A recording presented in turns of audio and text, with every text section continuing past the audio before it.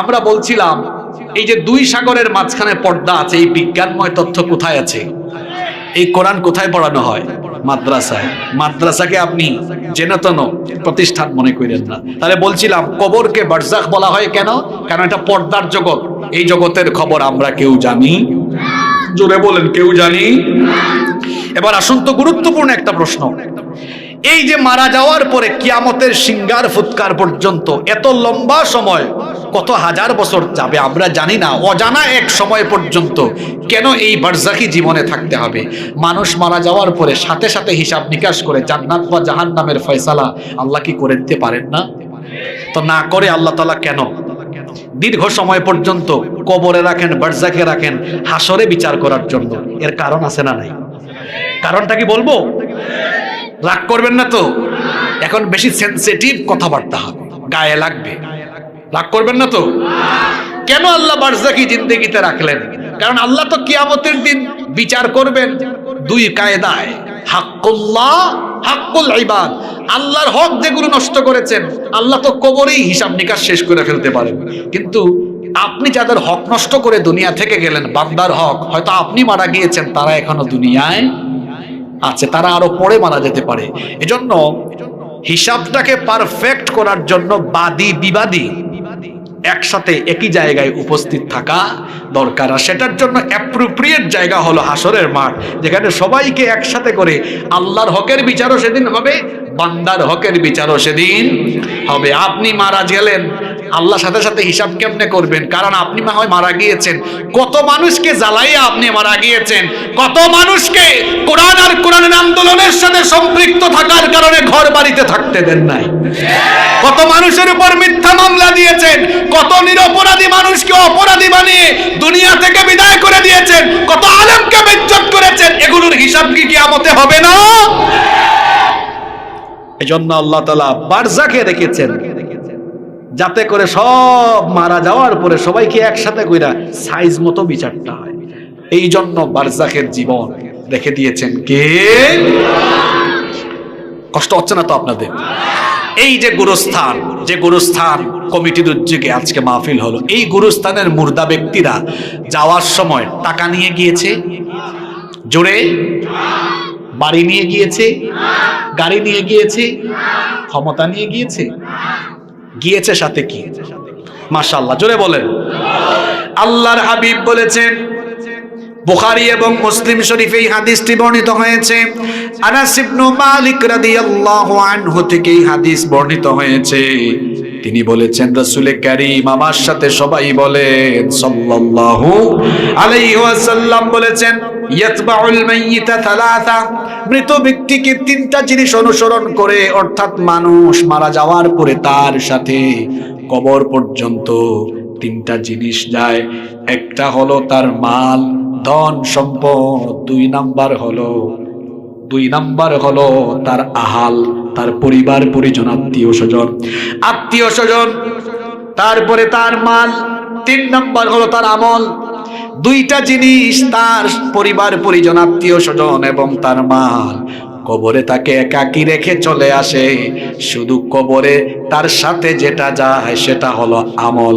এই আমল যদি দুনিয়ার ভালো হয় কবরে ফয়সালা ভালো হবে, দুনিয়ার আমল যদি খারাপ হয় কবরের মধ্যে আটকে যেতে হবে।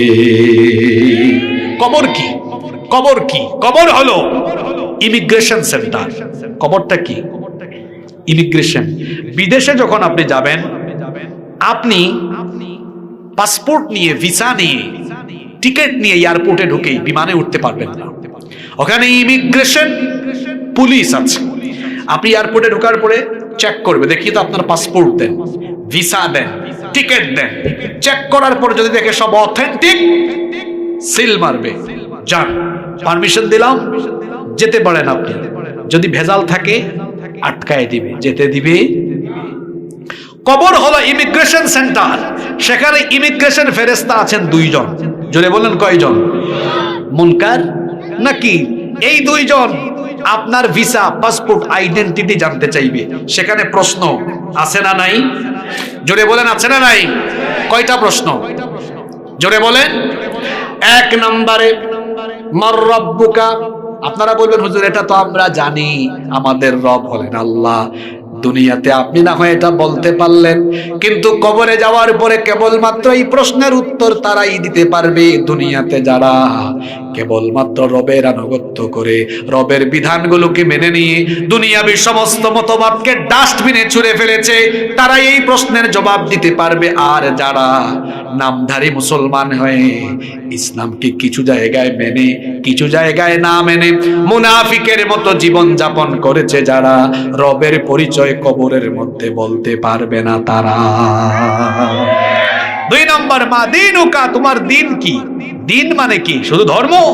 নো, দিন মানে হলো জীবন ব্যবস্থা, অর্থাৎ জীবনকে পরিচালনা বিধিবিধান। এই আমাদের দিন ইসলামের ভিতরে আছে না নাই? ব্যক্তি, পরিবার, সমাজ, রাষ্ট্র সকল ক্ষেত্র কিভাবে পরিচালনা হবে ইসলামে সেটা আছে। যারা ইসলামকে শুধু নামাজ, রোজা, হজ, যাকাতের জন্য গ্রহণ করে তার পরিবার, সমাজ, রাষ্ট্রকে মানব রচিত আইনের কাছে সুপর্দ করে দিয়েছে, তারা সেদিন দ্বীনি আল ইসলাম জবাব দিতে পারবে না, কারণ দুনিয়ায় সে এই ইসলামকে সমাজ, রাষ্ট্র পরিচালনার জন্য গ্রহণ করতে পারে না। কথা কি বোঝা যায়? তাহলে আজকে থেকে সিদ্ধান্ত নেন, আমার সমাজ, অর্থনীতি, রাজনীতি সব ইসলামের ভিত্তিতে পরিচালনা করব।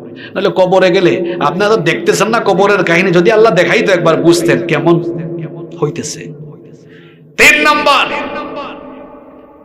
নম্বর কি? মান নবিয়ুকা। অন্য riwayate এসেছে আল্লাহর হাবিবকে দেখিয়ে বলা হবে মা হাযার রাজুলু আল্লাযী বুইসা ফীকুম। তোমার নবীকে, অথবা বলা হবে উনি কে, তুমি কি চেনো? আমরা কি নবীজিকে কোনোদিন দেখেছি? জোরে বলেন।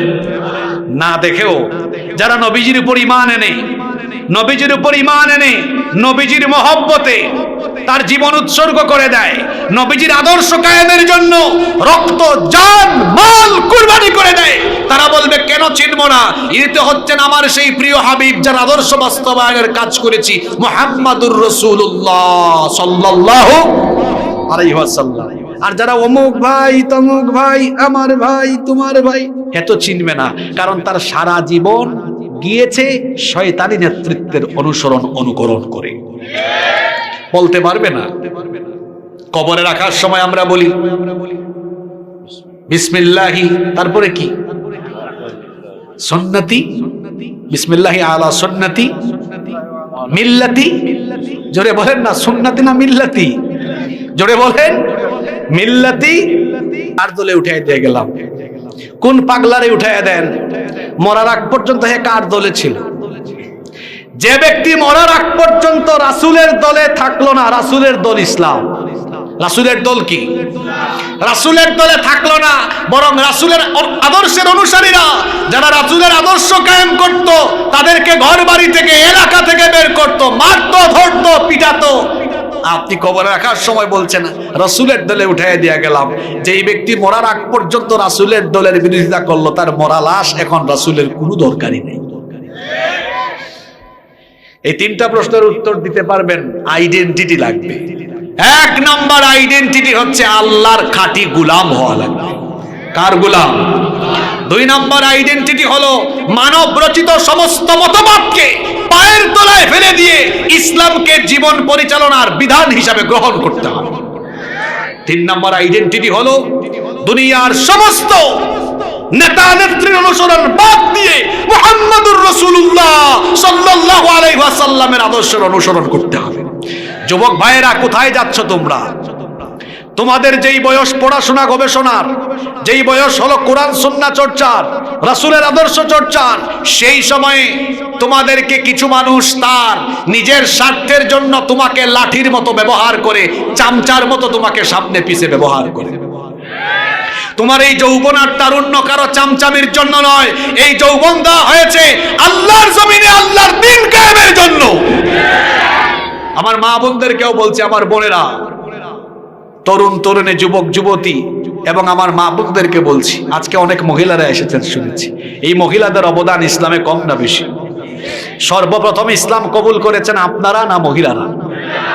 ইসলামের জন্য প্রথম জীবন দিয়েছেন আপনারা না মহিলারা? এই জন্য আপনাদের চেয়ে নসিহত বেশি শুনেও মহিলারা। আমার মা বোনরাও মহিলাদের মধ্যে দাওয়াতি কাজ করবেন। মহিলা তো মহিলার মাঝেই দাওয়াতি কাজ করবে। আপনি দিন শুধু বুঝলে চলবে না, আপনি আপনার অন্যান্য মায়েদের কাছে, বোনেদের কাছে দাওয়াত ছড়িয়ে দিবেন। কোরআন সুন্নাহর আলোয় তাদেরকে আলোকিত করার চেষ্টা করবেন।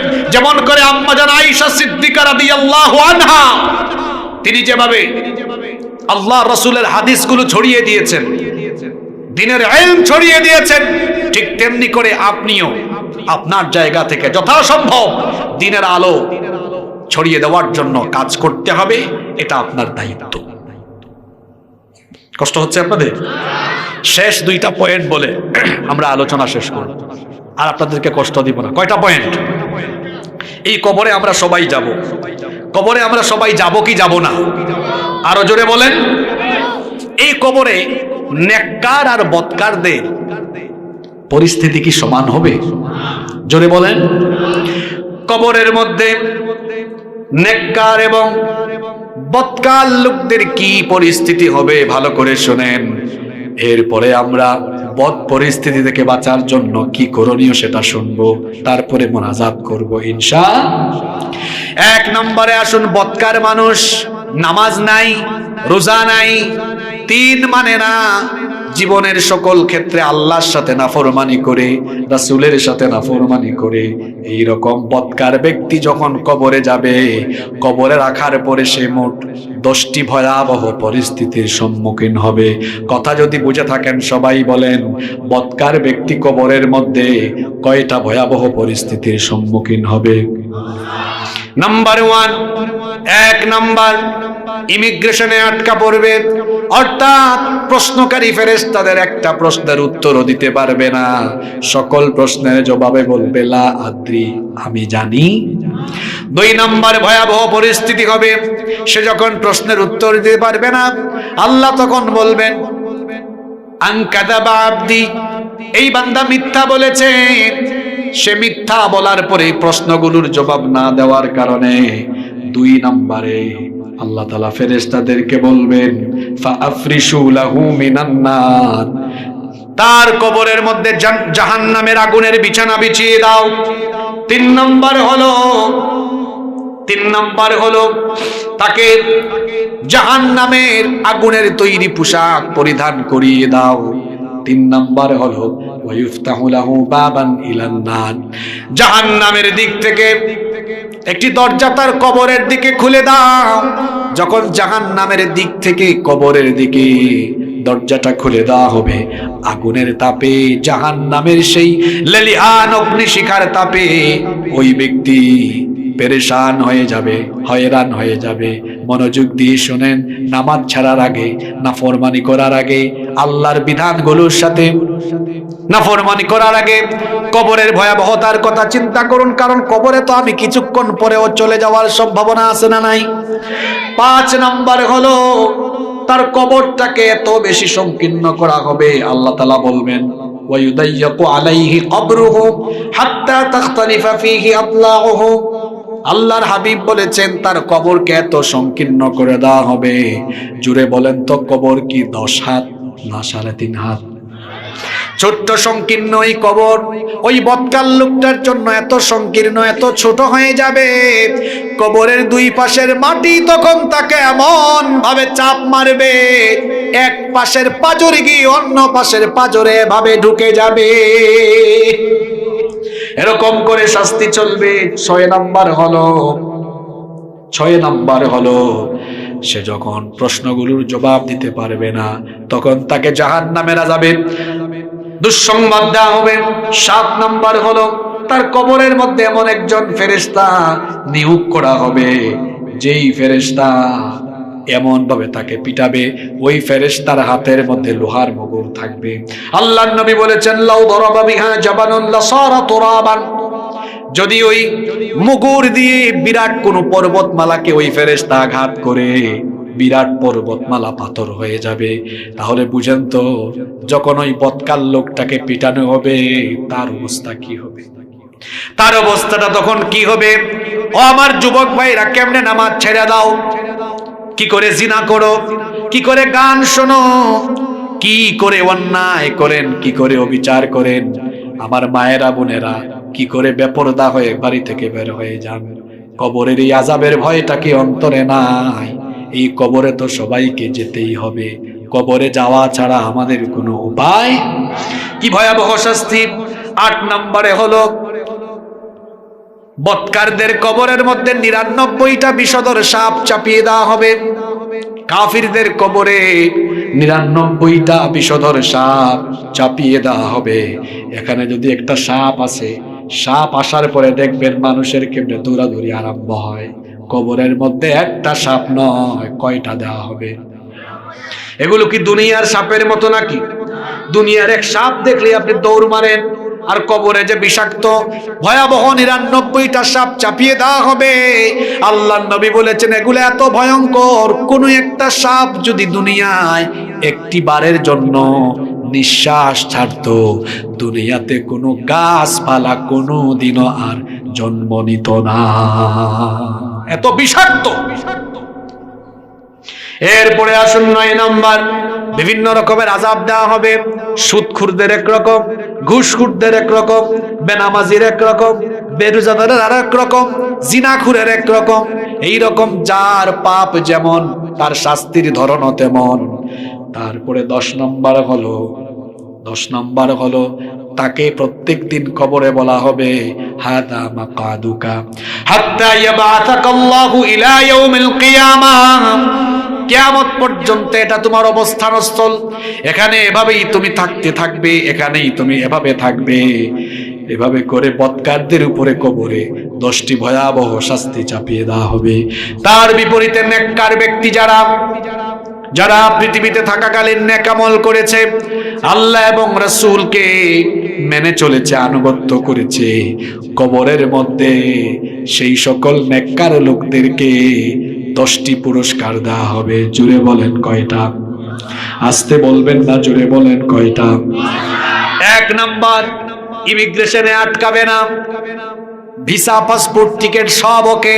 3টা প্রশ্ন করার সাথে সাথেই জবাব দিয়ে দিবে আল্লাহু আকবার। অদৃশ্য থেকে তখন জবাব আসবে আনসাদাকা আবদি, আমার বান্দা সত্য বলেছে।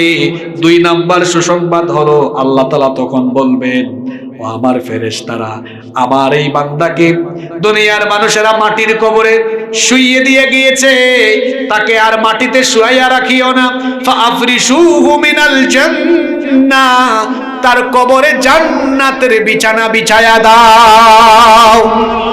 3 নম্বর হলো আল্লাহ তাআলা বলবেন তাকে তো কাফনের কাপড় দিয়ে কবরে পাঠানো হয়েছে, ওয়া আলবিসুহু মিনাল জান্নাহ, জান্নাতের পোশাক তাকে পরায়া দাও। 4 নম্বরে আল্লাহ বলবেন ওয়াফতাহু লাহু বাবান ইলাল জান্নাহ, জান্নাতের দিক থেকে তার কবরের দিকে একটা দরজা খুলে দাও। যখন জান্নাতের একটা দরজা তার কবরের দিকে খুলে দেওয়া হবে, ফায়াতিহি মির রাউহিহা ওয়া তিবিহা, তখন জান্নাত থেকে জান্নাতের সুগন্ধ তার কবরে আসতে থাকবে। 5 নম্বর হলো ওয়াতাকাররু আইনুহু বিমা ইয়ারা ফিহা মিনান নাঈম, কবরে তাকে নিয়ামত সমূহ সম্পর্কে অবগত করা হবে, জান্নাতের নিয়ামত সম্পর্কে তাকে বলা হবে। 6 নম্বরে হলো তাকে তো আমরা 3.5 হাত কবর দিয়ে এসেছি, আল্লাহ তাআলা বলবেন আমার ফেরেশতারা, আমার জান্নাতি বান্দার কবরটাকে এত সংকীর্ণ রেখো না, তার কবরটাকে তোমরা ওয়ায়ুফসাহু লাহু ফি কবরিহি মাদ্দা বসরিহি, তার চোখের সীমানা যায় যত দূর, তার কবরটাকে তোমরা প্রশস্ত করে দাও তত দূর। তাও সুবহানাল্লাহ মুখে দিয়ে বাইরে না, চোখের দৃষ্টি সীমানা যাবে যত দূর, এই নেককারের কবরটাকেও বিস্তৃত প্রশস্ত করে দাও তত দূর। সুবহানাল্লাহ। 7 নম্বরে একজন সুন্দর চেহারা বিশিষ্ট ব্যক্তির আগমন কবরে হবে। ওয়ায়াতিহি রাজুলুন হাসানুল ওয়াজহ হাসানুস সিয়াব তাইয়িবুর রিহ, সুন্দর পোশাক আশাক, সুন্দর সুঘ্রাণযুক্ত এক ব্যক্তি আসবে, এসে ওই নেককার জান্নাতি লোককে বলবে আবশির বিল্লাযী আবশির বিল্লাযী ইয়াসুররুক, এমন জিনিসের সুসংবাদ গ্রহণ করো যে সুসংবাদ শুনলে তুমি আনন্দিত হবে।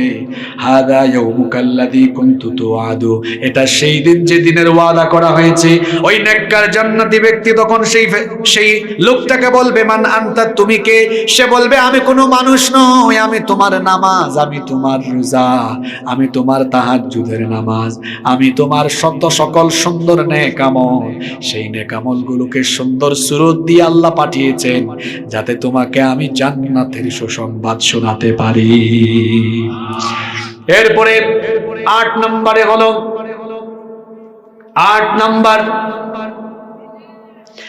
নম্বরে হলো ওই লোকটাকে কবরের মধ্যে প্রত্যেক দিন বলা হবে, স্বপ্নেও দেখানো হবে, হাদা মাকাদুকা হাত্তা ইয়াবাসাকা আল্লাহু ইলা ইয়াউমিল কিয়ামা। কিয়ামত পর্যন্ত এভাবেই তুমি পরম আনন্দে এই কবরে ঘুমিয়ে থাকবে। 9 নম্বরে তার কবরটা অন্ধকার থাকবে না, এই কবরটাকে জান্নাতের আলোয় যিনি আলোকিত করে দিবেন তিনি কি? 10 নম্বরে ফেরেশতা বলবে, তোমার কোনো চিন্তা নাই, টেনশন নাই। নাম কানাউমাতিল আরুস, নতুন বিয়ে করে বর যেমন তার নতুন স্ত্রী নিয়ে বাসর ঘরে ফুর্তি করে আনন্দ করে ঘুমায়, তুমিও তেমনি এই কবরে কিয়ামত পর্যন্ত আরাম করে ঘুমাও।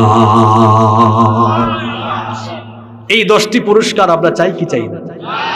জোরে বলতে হবে, চাই কি চাই না? এমনি এমনি পেয়ে যাবেন? কিছু আমলের দরকার আছে না? একটা হাদিস শোনায়া শেষ করবো আজকে। হাদিসটাকে মনোযোগ দিয়ে শুনবেন। এই পুরস্কারগুলো আপনারা পেয়ে যাবেন। কেমনে পাবেন শোনেন। আল্লাহর হাবিব বলেছেন, ফাইন কানা মুমিনান, কোন লোক যদি মুমিন হয়ে কবরে যায়, কানাতিস সালাতু ইনদা রাসিহি, তার মাথার দিক থেকে থাকবে নামাজ। জোরে বলেন, মাথার দিকে থাকবে কি? আরো জোরে বলেন, মাথার দিকে থাকবে কি? নামাজ কেন মাথার দিকে? কারণ আমরা নামাজে সাজদা দেই কি দিয়ে? জোরে বলেন কি দিয়ে? দুনিয়াতে যারা এই মাথা দিয়ে সাজদা দিবে, মাথা দিয়ে আল্লাহর কুদরতি চরণে সাজদা দিবে, এই নামাজের আমল তার মাথার দিকে কবরে থাকবে। ওয়া কানা সিয়ামু আন ইয়ামিনিহি, এই যে সামনে রমজান মাস আসতেছে, রমজানের যে সিয়াম সাধনা, এই রোজাগুলো থাকবে কবরের ডান পাশে। এরপরে দেখুন, ওয়া কানাতিজ যাকাতু আন শিমালিহি, যাকাত বা দান সদকাগুলো থাকবে আপনার বাম পাশে। তারপরে ওয়া কানা ফিআলুল খায়রাতি মিনাস সাদাকাতি ওয়াস সিলাতি ওয়াল মা'রুফি ওয়াল ইহসানি ইলান নাসি ইনদা রিজলাইহি, অন্যান্য সকল নেক আমল, ইহসান, ইখলাসের সাথে যত আমল করেছেন সেগুলো থাকবে পায়ের দিকে। বলেন তো কোন দিক কি বাকি আছে নাকি? কথা বলেন, বাকি আছে? প্রশ্ন হচ্ছে মাথার দিকে কি? ডান দিকে। সিয়াম বাম দিকে, যাকাত বাম দিকে, যাকাত পায়ের দিকে, অন্যান্য সকল। জোরে বলেন। এই হাদিসটা মুখস্থ করে দিতে হবে। আপনারা না বলছেন কবরে আপনারা এই 10টা সুসংবাদ চান, তো আমল লাগবে না? মুমিন হয়ে কবরে গেলে মাথার দিকে, আরো জোরে, আরো জোরে, ডান দিকে, বাম দিকে, পায়ের দিকে, অন্যান্য সকল। এগুলো কি করবে? এবার শুনেন, এগুলো কি করবে? এগুলো তখন কবরের মাটিকে সাবধান করবে, হে কবরের মাটি, তুমি এই ব্যক্তিকে কষ্ট দিবা না। আমি তার সালাত, আমি তার সিয়াম, আমি তার যাকাত, আমি তার অন্যান্য নেক আমল, তার পক্ষে আমরা চতুর্পাশে অবস্থান নিয়েছি, বেয়াদবি করবা না। এ হচ্ছে আল্লাহর নেককার বান্দা, রাসূলের খাঁটি উম্মত। এভাবে করে কবরে আপনাকে কবরের শাস্তি থেকে নেক আমল আপনার পক্ষে কথা বলবে, সুপারিশ করবে। এভাবে করে আপনি যদি কবরের মধ্যে আরাম করে জান্নাতে ঘুমাতে চান, নামাজের আজান হলে মসজিদে যাওয়ার দরকার আছে না নাই? জোরে বলেন, দরকার আছে না নাই? আপনি যেন প্রতিদিন আল্লাহকে সাজদা দিতে পারেন। ডেইলি আল্লাহ নামাজ দিয়েছেন কয় ওয়াক্ত? জোরে বলেন তো। ইবলিস আল্লাহকে সাজদা দেয় নাই কয়টা? জোরে বলেন। একটা না দিয়ে হইছে কি? কি হইছে? মাশাআল্লাহ, একজন বলেছেন ইবলিস, একজন বলছেন মালউন, আরো আছে কয়েকটা, বলবো?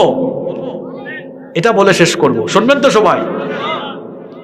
ইবলিস এক সাজদা না দিয়ে তার ক্ষতি হয়েছে 5টা। জোরে বলেন কয়টা? 1 নাম্বার সে হয়েছে মালউন, অভিশপ্ত। 2 নাম্বার হয়েছে মারদুদ, মানে জান্নাত থেকে বিতাড়িত, আল্লাহর কাছ থেকে বিতাড়িত। 3 নাম্বার হলো সে হয়েছে আল্লাহর হুকুম অস্বীকারী।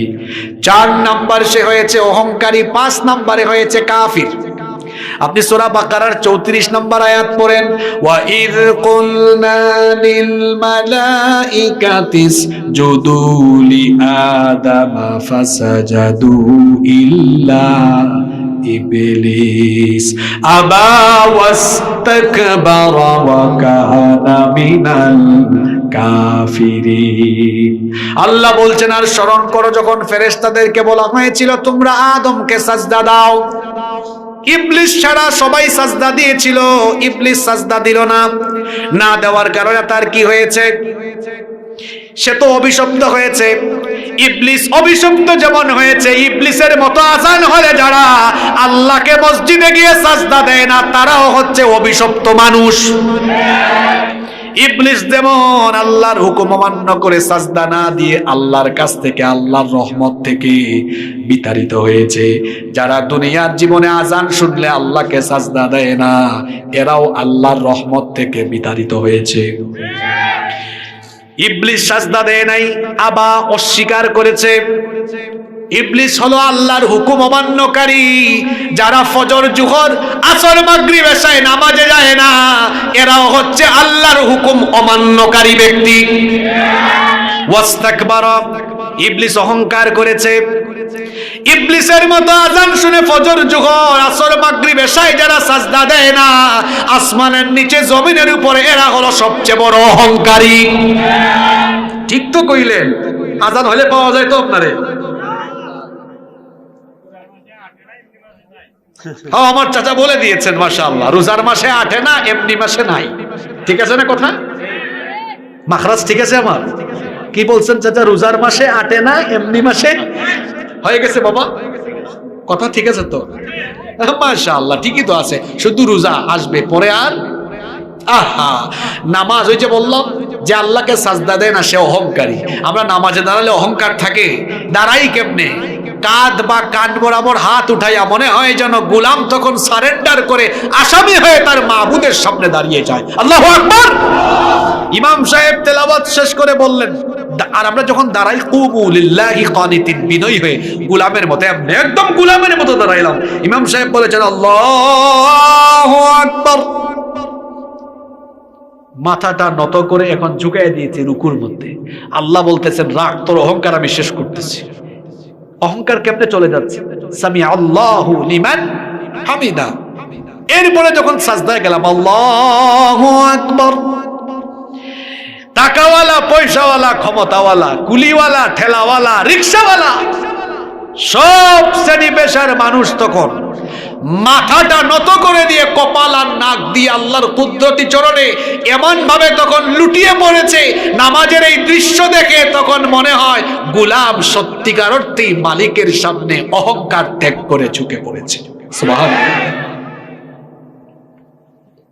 মানুষ যেরকম আল্লাহকে সুন্দর করে সাজদা দেয়, গরু আমাদের মতো সাজদা দিতে পারে? জোরে বলেন। ছাগল পারবে? কোন পশু পারবে? গরু, ছাগল বা পশু, গরু, ছাগল বা পশু মানুষের মতো এত সুন্দর করে সাজদা দিতে পারে না। কোন মানুষ সাজদা যদি না দেয়, নামাজ যদি আদায় না করে, তার মধ্যে আর গরু, ছাগল, পশুর মধ্যে কোনো পার্থক্য আর থাকে না। আর কেমনে বুঝাইলে আপনি বুঝবেন? কয় হুজুর নামাজ পড়ে না, বেশি ব্যস্ত তো, ঈমান ঠিক আছে। ঈমান থাকলে না ঠিক থাকবে, ঈমানই তো নাই, ঠিক কেমনে থাকে এটা? 5 নম্বরে ইবলিসের কি ক্ষতি হয়েছে? ওয়াকানা মিনাল, একটা সাজদা না দিয়ে কি হয়েছে? আপনি ডেইলি কয়টা দেন না, কয়বার হইছেন চিন্তা করেছেন? মান তারাকা সলাতা মুতাআম্মিদান ফাকাদ কাফারা জিহারান আল্লাহর নবী বলেছেন যে ব্যক্তি ইচ্ছে করে নামাজ ছেড়ে দিল সে সরাসরি আল্লাহর সাথে কুফরি করলো। কার সাথে কুফরি? এক সাজদা না দিলে কয় ক্ষতি? জোরে বলেন, জোরে বলেন। এক নাম্বার, খায়া ফেলছে, আম খায়া এই হয়েছে বুঝি ব্রেইন আপনার। এক নাম্বার মালউন, অভিশপ্ত। দুই নাম্বার মারদুদ, আল্লাহর রহমত থেকে বিতাড়িত। তিন নাম্বার আবা, অস্বীকারী। চার নাম্বার ওয়াস্তাকবারা, অহংকারী। পাঁচ নাম্বার ওয়াকানা মিনাল। আমরা কি পাঁচটা ক্ষতি চাই? তাইলে আজান হলে নামাজে যাবেন তো? ইসলামের সবচেয়ে বড় ইবাদত কি? জোরে বলেন, জোরে বলেন। মা বোনরা জান্নাতে যাওয়া সহজ। ইযা সাল্লাত আল মারআতু খামসাহা ওয়া সামাত শাহরাহা ওয়া হাফিজাত ফারজাহা ওয়া আতাআত যাওজাহা। চারটা কাজ আপনারা করবেন বোনেরা। সময় মতো নামাজ, রমজানের রোজা যথাযথভাবে আদায় করা, লজ্জাস্থানের হিফাজত আর স্বামীর খেদমত, স্বামীর আনুগত্য। এই চার কাজ যে নারী করবে আল্লাহ তাআলা ওই নারীকে বলবেন তোমার পছন্দ মতো যে কোনো গেট দিয়ে তুমি জান্নাতে চলে যাও। সুবহানাল্লাহ। বলছিলাম কবরে শাস্তি থেকে বাঁচার জন্য আমরা আমল করা লাগবে। মাথার দিকে কি আসবে? ডান দিকে সিয়ামের মাসে সিয়াম ঠিক মতো করবেন তো? বাম দিকে, পায়ের দিকে অন্যান্য। তাহলে কবরের আযাব থেকে বাঁচার জন্য আমল কি দরকার? এই হাদিসে আছে না নাই? লাস্ট আরো একটা আমল বলবো। কোরআনে একটা সূরা আছে, সূরার নাম সূরা মুলক। আল্লাহর হাবিব বলেছেন রাতের বেলা ঘুমানোর আগে যারা সূরা মুলক তিলাওয়াত করে ঘুমায় ওই ব্যক্তি কবরে যাওয়ার পরে আল্লাহ তাকে কবরের শাস্তি থেকে বাঁচায়া দিবে।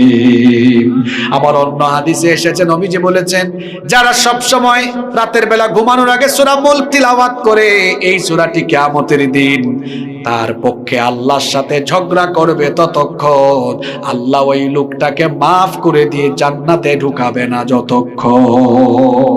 সূরা মুলকে আয়াত 30টা। জোরে বলেন কয়টা?